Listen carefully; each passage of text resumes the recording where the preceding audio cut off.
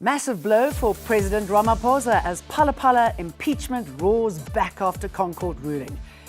Western Cape monitors 4 suspected hantavirus cases. Iran attacks US warships as fragile ceasefire teeters. And the world's most famous naturalist, David Attenborough, turns 100. Well, I'm Jane Dutton. EWN, in touch, in tune, and independent.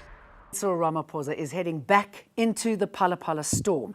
The Constitutional Court has ruled that Parliament acted irrationally and unconstitutionally when it blocked the adoption of a report that found Ramaphosa may have violated his oath of office over the Phala farm scandal.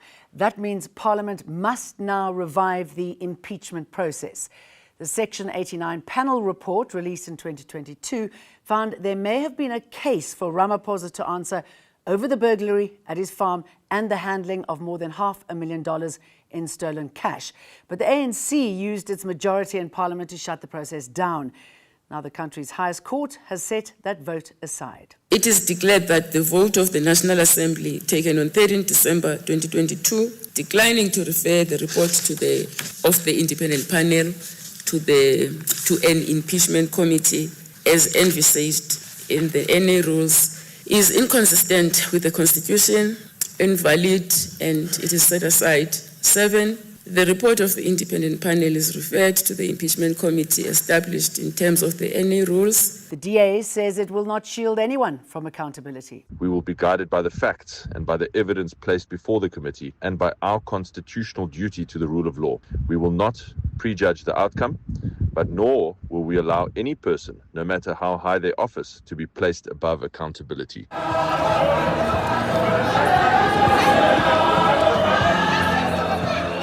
EFF leader Julius Malema says the ruling confirms the ANC abused its parliamentary majority to protect Ramaphosa over the scandal. The case was brought by the economic freedom fighters and the African Transformation Movement after the vote in Parliament in 2022 to block a full impeachment inquiry. You cannot vote to protect crime.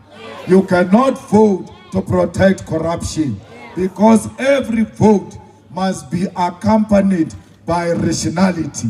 The presidency has noted the judgment of the Constitutional Court in the case brought by the economic freedom fighters, challenging the National Assembly's decision with respect to Section 89 proceedings against the president. President Ramaphosa respects the Constitutional Court's judgment and reaffirms his commitment to the Constitution, the independence of the judiciary, and the rule of law. And it just gets worse for the president today. His visit to Zimbabwean President Emmerson Mnangagwa's private farm is facing fresh scrutiny. The DA says it will submit parliamentary questions to determine whether state funds were used for the trip. The party also claims Ramaphosa continues to associate with alleged money launderers operating in South Africa. This after reports that controversial Zimbabwean businessman Wicknell Shivayo was part of the delegation during the visit. Shivayo is under investigation by South Africa's Financial Intelligence Centre over alleged money laundering linked to more than 800 million rand in public funds. South African taxpayers deserve to know whether they are footing the bill for the president to fraternise with those responsible for Zimbabwe's captured state. Several communities in the Garden Route remain cut off by flooding despite some relief from the heavy rain.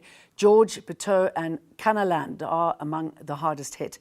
More than 300 millimetres of rain has fallen in parts of the region in just 3 days. The downpours have also lifted dam levels dramatically, with some now overflowing after the district hovered near day zero. Knysna remains one of the worst affected areas and has recorded the only weather-related deaths so far. The storm caused major infrastructure damage, including to power lines and cell phone towers, and news that another cold front is heading towards the Western Cape. One of 4 people being monitored in the Western Cape for possible hantavirus exposure is showing mild symptoms, including fever and a sore throat. The health department has confirmed the 4 suspected cases. Officials say the group was on a flight from St. Helena Island, where the virus may have been present. Department spokesperson Foster Mohale says international travellers who are on the same flight are being urged to come forward for screening. The KwaZulu-Natal police officer killed in a deadly ambush north of Durban last week is being laid to rest today with an official SAPS funeral. Captain Louis Nell was on duty with a colleague when gunmen opened fire on their vehicle. Police say the officers tried to flee under heavy gunfire, but their vehicle was forced to a stop.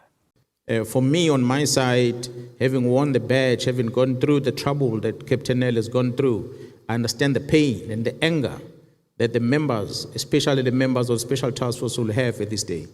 That one criminal is able to eliminate one of our operators, the highly trained member of the Special Task Force.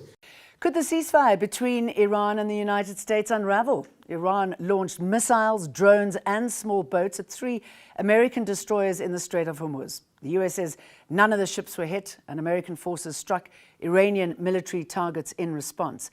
Now, the Strait of Hormuz is a critical global oil route, and any escalation there could rattle energy markets worldwide. US President Donald Trump insists the ceasefire is still holding. Botswana is mourning the death of former President Festus Mogae, who's died at the age of 86. Mogae led the country from 1998 to 2008.